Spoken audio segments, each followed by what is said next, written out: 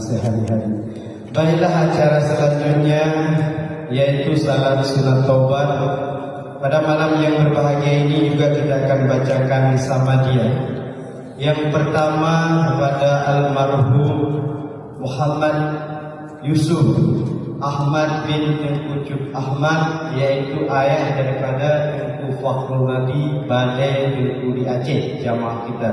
Selanjutnya kepada Bapak Edar Adwar Abu Bakar. Juga selanjutnya kepada Bapak Samsurizal bin Adam. Juga selanjutnya kepada Bapak Muh Johan bin Ali Bashar.